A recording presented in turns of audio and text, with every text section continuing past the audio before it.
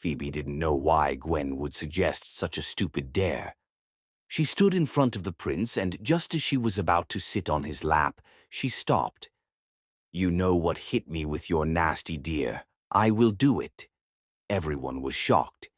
"You mean you will rather go through with the nasty dare than sit on his lap?" Lucas asked. "Yeah, as long as I am not asked to run naked or have sex with anybody," she told them. Prince Edward was shocked and a little disappointed. He knew she hated him, but he didn't think it was to this point. It was just to sit on his lap, nothing more. "So dare me," she folded her arms while waiting for Gwen to tell her what to do. "All right, go inside and wear your sexiest dress and you will twerk for us." "Twerk?" Lucas asked. "It's a kind of dance. You don't know it?" Gwen asked, and she was quite surprised. "That sounds easy." She ran upstairs to get dressed. They were all discussing when Phoebe came down with a red mini-gown. She had a thin baby, but she was curvy and sexy. The guys couldn't take their eyes off her. She even put on her high heels. She was ready for the dare. Gwen couldn't stop laughing. "This is going to be fun." Phoebe got down and stood in front of them while waiting for Gwen to play her a song. "I think there's this song by a Nigerian artiste, Ruger. It's perfect for the dance," Gwen said while she selected the dance song. "Bounce by Ruger." The music started playing, and they all watched her dancing and bouncing her bum up and down. She was also whining and twisting her waist. They couldn't stop laughing. Prince Edward was surprised. This was something he never gets to see in his palace. There was a lot he hasn't seen, and a lot he wishes to experience before leaving this world for his world. After the music ended, everyone clapped and she bowed her head and sat down beside Prince Edward. It was Lucas's turn to spine the bottle, and when he did, the bottle stopped pointing to Gwen. "Truth or dare?" "Truth," she answered with a shy smile on her face. Phoebe connected the lie detector to her while they all waited for Lucas to ask his question. "Is Phoebe truly your sister?" Chad, Phoebe, and Gwen were shocked at the question. Gwen looked at Phoebe, who was standing beside her, with a shocked expression on her face. None of them were expecting such questions. Gwen cleared her voice and smiled. "No," she answered, and they all waited for the lie detector to shock her, but it didn't, which meant she was honest. Although Prince Edward and Lucas were shocked, they didn't show it. They were gradually uncovering their secrets, which were going to be useful to them. It was Prince Edward's turn to spin the bottle, and when he did, it pointed to Phoebe. Phoebe couldn't ignore the fact that her heart was beating fast, but she tried not to show it. "Truth or Dara?" his soft voice asked with his eyes fixed on hers. Phoebe took a while before saying, "Truth." "Why were you interested in the amulet?" Prince Edward asked. The lie detector was connected to her, and it was this time she wished she didn't bring it. She thought she was the only one who would benefit from it, but was surprised to find out that everyone was benefiting, especially Lucas and Prince Edward. She gave a glance to Chad and Gwen, but they signaled her not to tell the truth. "Well," the prince said while he waited for her to answer. Phoebe turned to look at him, and she said, "I was attracted to the beauty, and I—" She didn't finish her sentence when the lie detector shocked her, making her vibrate, and after some time it stopped. The prince and Lucas figured that she wasn't interested in the necklace because it was attractive, but there was another reason why, and Phoebe wasn't ready to spill the beans. The more she kept lying, the more she was electrocuted by the device. "I see you are being honest," Prince Edward told her, and told them to continue with the game. Without her saying anything, shows she was connected to the amulet, someone. Phoebe was silent. It was her turn, and when she spun the bottle, it pointed at Lucas, and she asked Lucas, "Truth or dare?" And he answered, "Dare. I dare you to choose any of your favorites and reveal one of your secrets to her." Lucas laughed at the dare. He went to Phoebe and said, "You are my favorite, and here is my secret." Lucas looked at her and whispered in her ear, I am not from around here." Roby's eyes widened in shock. She knew Claudia told her, but at one paint, she wished it was not true. But here is Lucas conforming to it. Her eyes moved to Prince Edward, and the sudden hatred she thought had died down was showcased again. Her anger mode was triggered, and before they knew what was up, they heard something upstairs. It was a loud sound like something was trying to break free. They all ran upstairs, and the noise continued. It was happening in Claudia's room, but the door was locked. "What's going on?" Claudia arrived with the groceries in her hand. She saw them standing in front of her door, so she went to meet them. "What is wrong?" "We heard a loud noise coming from inside," Gwen answered. Her voice was a little shaky due to fright. Claudia gestured for them to move away. She opened the door, and when she went, everything was okay. Everyone went in, and they were surprised to see that nothing strange was happening. "Are you sure it was coming from my room?" she asked them to be sure, and they all nodded. "I guess it's time for us to leave," Lucas told them while pulling the prince away from their midst. "Thanks for a fun time. Hope we can do this some other time," he told them, and they nodded. After they left, Claudia went to where she hid the amulet, and when she brought out the box where she hid the amulet, the box was bouncing in her hands. She looked at them, and they were all shocked. She opened the box, and the amulets were flickering. She looked at Phoebe, who understood what the look meant. Her anger triggered the amulets. It was a good thing she calmed down. Who knows what could have happened? "Why did it behave like that? It scared the hell out of me," Gwen said, touching her beating heart. "It was because of me," Phoebe answered in a soft voice. "You? But you weren't near it," Chad said. "Her anger triggers the amulets, Claudia. Told them which shocked them. I told you to keep your anger under control. I didn't mean to. I had no idea it was going to do that. We know what the amulet does when it falls into the wrong hands, but what it can do when your anger triggers it, I don't think I want to know how dangerous it can be." Claudia closed the box and hid it back. "Keep your anger under control," she warned. Phoebe nodded, and they left to prepare food. The prince and Lucas got some information out of the truth and dare game, and they were glad they played along, but they needed to know more. Will they find out the truth sooner? Everyone in the palace was busy with preparation for Prince Zod's arrival. The maidens had to set up Hyas' room in the best way possible, while the guards had to arrange themselves for their shifts. The place was as busy as a bee. The queen and the king were in the palace giving some orders to the guards and maidens, how they were expected to run the palace during Prince Zod's stay. "Zinnia, you will be in charge of Prince Zod during his stay here, and Chloe, you will be in charge of his food only," the queen directed. "Yes, your majesty." They answered, bowed their heads, and left. Outside the palace, Chloe pulled Zinnia and said, "Don't think you are superior to me just because you were asked to take care of Prince Zod." Zinnia turned to her, and with a confused look on her face, she asked, "Do you want to switch places?" Chloe hissed at her and left. Zinnia hasn't been the same ever since Lucas and the prince left. Each day passes, and she thinks about Lucas, but the annoying part was she didn't know if he was thinking about her at all. It would be so stupid if she was the only one missing him, like crazy. "Zinnia." She heard a voice call, and when she turned, she saw Kim, one of the Dot guards. "Hi, Kim," she answered in a low tone. "Is everything okay?" he asked. She quickly put on a fake smile and said, "Yeah, everything is perfect. Well, I just want to let you know that you can confide in me. I know you are interested in Lucas, and since he isn't here, What?" Her eyes opened eye shock. Kim laughed. "I don't need you to prove me wrong because I know you'd lie about it. I just want you to know that you can confide in me if you need anything." Thanks." He winked at her before leaving. Xenia was shocked. Does it mean her attitude around Lucas was obvious? She made sure to hide it. How did he find out about it? If Kim knows about it, does everyone know too?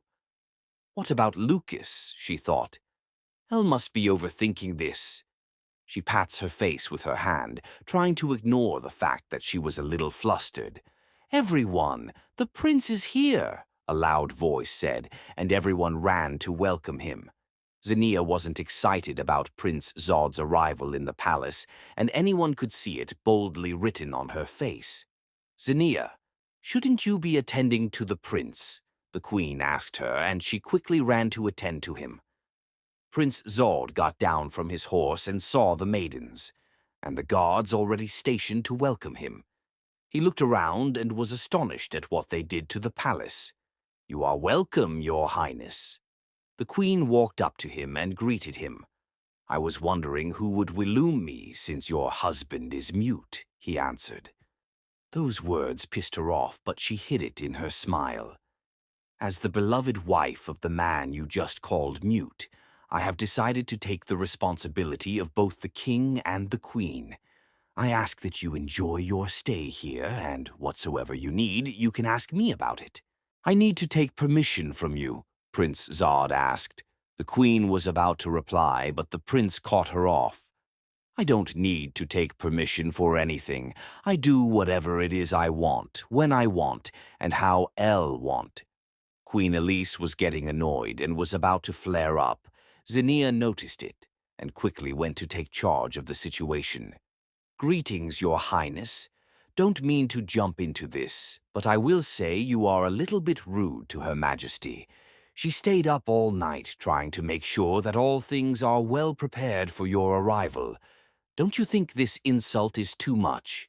Prince Zod looked at her from head to toe and asked with rage in his voice, "And who the hell do you think you are to challenge me?" "My name is Zinnia, your highness, and this is not a challenge.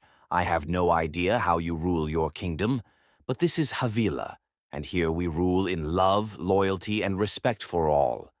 Please do not see this as a challenge or as being rude, but take this as an appeal and kindly enjoy your stay here. I will be in charge of you while you are here, and if you heed anything, you can ask me. I will suggest a bath and a nice meal right now, seeing you came from far away." Prince Zod was surprised to say the least. He saw that she had no fear, and she was outspoken, not in a rude way, but in a nicely manner. He had no choice but to succumb. "Take me to my room." Zinnia bowed her head and took the prince to his room. "This will be your room. Let me know if you need anything." She was about to leave when he held her hand. "Aren't you going to help me get undressed? Isn't it part of your duty?" he asked her. Zinnia was about to speak, but he shunned her. "You are seared, aren't you?" "Not at all. I will do that." She got closer to him and helped him take off his robe. Anytime Zinnia looked up at him, she saw his eyes already looking at her. It made her fidget a little bit. "Calm down, Zinnia. Just imagine you are helping Lucas take of his own dress," she told herself, and that made her calm. She left some little clothes on him so she won't get to see what she wasn't supposed to see. "I will get the towel." She left to get his towel in the bathroom, unknown to her that she was being followed. She got the towel and was about to leave when she saw him in the bathroom standing at the door. Zinnia felt her heart race. She was scared and she knew it. She needed to act strong. If he knew she was fidgeting, he could use that against her, so she mustered up. The courage went closer to him and gave him the towel. "LS, there anything you need?" she asked. Prince Zod pulled her close and looked deeply into her eyes, trying to see if she was scared, but Zinnia wasn't scared. "Are you scared of me?" "No," she answered. "Are you scared of this?" He tried to loss her, but she used that moment to go under his armpit and leave the bathroom. "I will take my leave now." She bowed her head and left without waiting for his approval. Prince Zod was amazed. "Let's see how far you are going to keep running." He smirked. He got into the bathtub, had his shower, and came out only to find someone else with food in her hands. He was shocked because he wasn't expecting anyone. "And you are?" Chloe dropped the tray with food in it and set it on the table. I am Chloe, and I am in charge of your food. What about the other maiden? Zinnia. I think that's her name. I don't know. My duty is to serve you and not watch over other maidens. Prince Zod noticed the disgust oak her face when she talked about Zinnia, and he picked from it and came up with the conclusion that they weren't close. I see you are a lot better than her. He moved closer to her, stroked her hair, and pulled her close. Would you like to prove it? He asked her with a smile on his face. Prince Zod pulled her close and whispered into her ears. Would you like us to take this inside? He asked. Chloe smiled. You are the one with the authority here. Anything you want to do to me or with me, I accept. Prince Zod was satisfied with the answer she gave. He was about to kiss her when the door opened, revealing Zinnia with a shock expression on her face. Chloe quickly composed herself, but Zinnia already saw what she needed to see. Chloe, Her Majesty wants you. She sends her a disgusting look. After you through with whatever it is you are doing. She didn't need to look at the prince to know he was smirking. She bowed her head and left. I hate that girl. I like her, Prince Zod thought with a smile on his face. I see you have to leave. He touches her face with his fingers, then stroked it down to her jaw and lifted up her jaw to get a clearer look at her eyes and lips. We will do this later, he asked, and Chloe nodded. Chloe closed her eyes, expecting a kiss on her lips, but she opened her eyes when she felt his fingers leaving her face. You should get going. Awkwardly, she bowed her head and left, while the prince settled down to enjoy his meal. Zinnia was in the garden tending to the flowers when a thought of her encounter with Lucas surfaced, and she couldn't help but smile. How I miss you so much. She plucked his favorite flower and sniffed it. Anyone seeing you like that would think you are thinking of someone dear to you. She turned and saw it was Lucas. She didn't know when the flower fell from her hand. He walked slowly to meet her and grabbed her by the hand and gave a light kiss on her knuckles. Zinnia couldn't tell if it was a dream or reality, but she wished it never comes to an end. This is a perfect time to tell him how she really felt, she thought. Lucas, there's something I need to tell you, she began.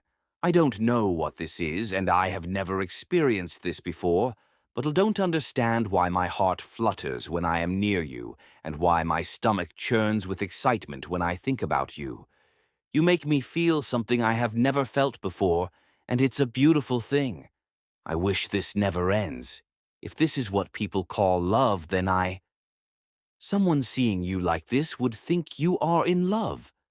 She closed her eyes and opened it, only to find Prince Zod standing in front of her. Was she daydreaming? She asked herself. She pinched herself several times, and when she saw it was Prince Zod in front of her, she became disappointed and went back to tending the flowers. I guess I am not the person you are expecting, Prince Zod told her. Zinnia ignored his presence. She knew it was rude, too, but the little respect she might have had for him, he lost it by trying to be intimate with Chloe. She wondered if it was someone else and not Chloe. Would the respect still be there? I am sure I am talking to someone. Zinnia turned to him and asked, Is there a particular flower you are looking for? She was in the garden, and from what she remembers, she doesn't recall them having a meeting. So it's obvious that if he visited the garden, he needs flowers. Yes, actually, and that's why I came here, he answered. What type of flower do you want? Zinnia asked. Zinnia flower. His answer made Zinnia turn to look at him. What kind of flower is that? It's, a beautiful and delicate flower. An example of one is. He tried to pick a flower, which Zinnia's eyes moved to, but instead he grabbed her hand and kissed it. You! Zinnia quickly removed her hand, plucked the flower she needed, and left the garden. Prince Zod turned to watch her leave, and so many times Zinnia had to turn back to make sure she wasn't being followed. Chloe was helping the queen dress her hair when she saw everything that transpired between Zinnia and Prince Zod. She wondered why the prince never treated her like that. He was this close to kissing, but he didn't, and she didn't cow why. "Chloe, do you realize you are tying my hair into knots?" the queen said, which made her concentrate on the hair. "I'll apologize, your majesty." She quickly loosed the knots and dressed the hair properly. After she was done, she begged to take her leave. "You can leave."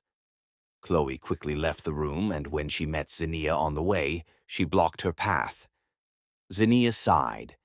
"I'm not in the mood for this, Chloe." "After the kiss, how would you be in the mood?" Zinnia bit her lips. She was getting pissed off, but she decided not to lose her cool.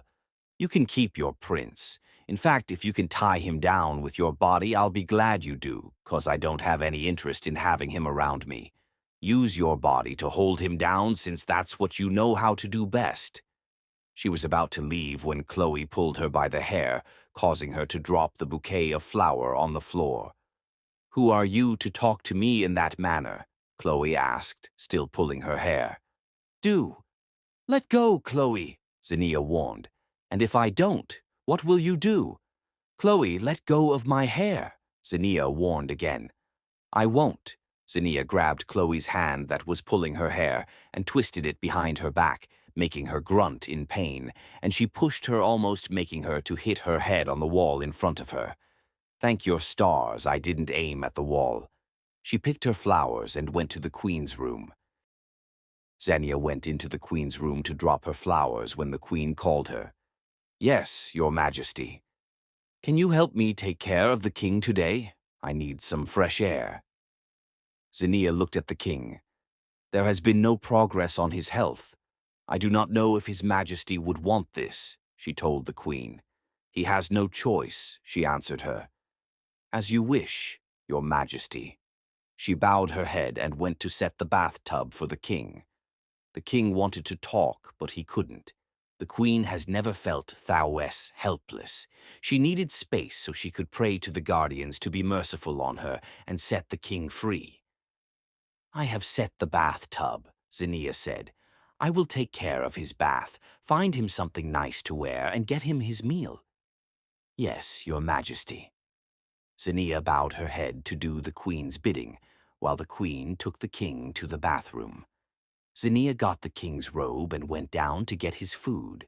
She saw Chloe downstairs too, getting food for Prince Zod, but she was surprised that she didn't make any comment of whatsoever. Couldn't the queen has never felt this helpless? She needed space so she could pray to the guardians to be merciful on her and set the king free. "I have set the bathtub, Zinnia. I will take care of his bath, find him something nice to wear, and get him his meal." "Yes, your majesty." Zinnia bowed her head to do the queen's bidding, while the queen took the king to the bathroom. Zinnia got the king's robe and went down to get his food. She saw Chloe downstairs too, getting food for Prince Zod, but she was surprised that she didn't make any comment of whatsoever. Chloe got the prince's food and left immediately. Mrs. Golan, the palace cook, was surprised to see it. "Is there something I should know of?" she asked Zinnia, who was stunned as well. Zinnia asked. "What did you do to her?" Mrs. Golan asked. She smiles. "I'll have no idea." "Well, whatever it is you did, it worked." She dished out the king's food. "How's the king doing?" "He's getting worse by the day. I hope they come quickly so this can be over." "And Her Majesty?" "Well, you know Queen Elise is a fighter, so she's pushing through." "I am glad the king married such a loving wife." She handed the food to Zinnia. "I am too." Zinnia collected the food and left. Phoebe woke up only to find herself in a strange place. There was no houses or anything. All that could be seen were fogs. She turned around to see if she could find a way out, but the four corners looked the same. "Hello," she called, hoping that she wasn't the only one here. "Anybody out here?" Nothing could be heard. Even the breeze refused to blow. Everywhere was silent as a graveyard, and this made her so afraid. Am I dead? She asked herself. This looks like a place the spirit of the dead wanders to, she thought. Hello. Oh. She called again, but everywhere was dead silent.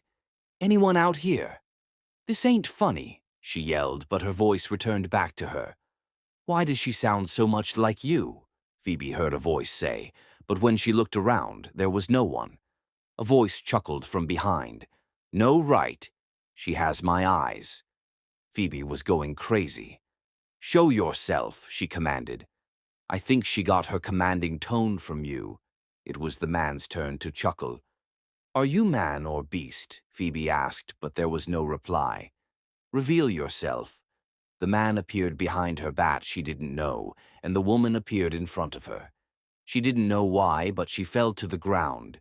Are you that shocked to see me? The woman asked. Who are you? Phoebe stammered. Should we tell her?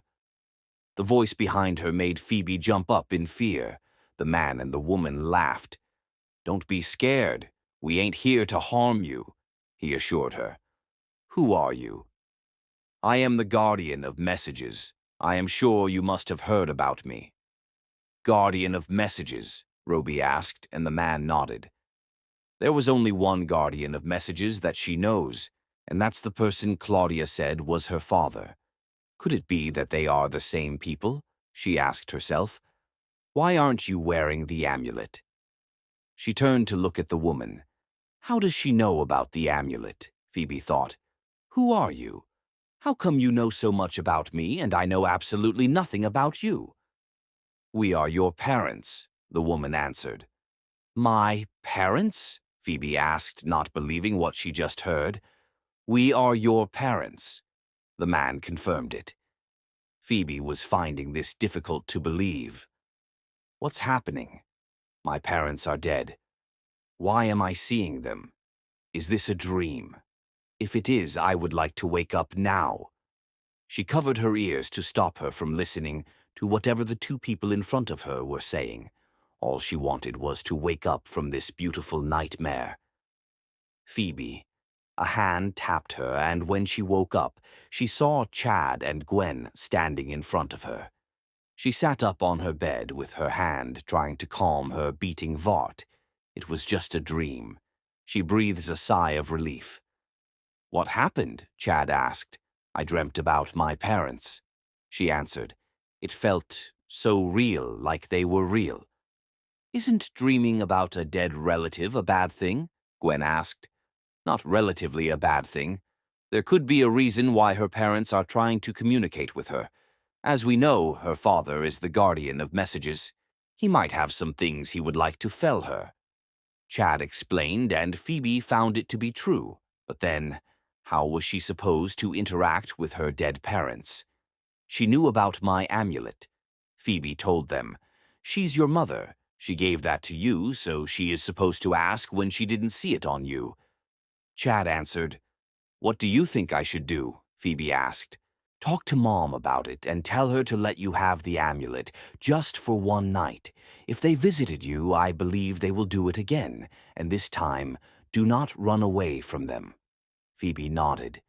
I will go and talk to Mom about it now. She stood up and went to meet Claudia. Gwen was staring at Chad in a weird way that made Chad chuckle. Why are you staring at me like that? He asked. How did you know all these? She asked. I am stunned myself. He smiled before leaving. How am I sure you don't have powers too? Gwen yelled. Chad turned back to look at her. I wish I do, but I don't. Let's just say Lamb's smarter than you. He winked her before running out of the room. To be continued. Don't forget to follow us for more.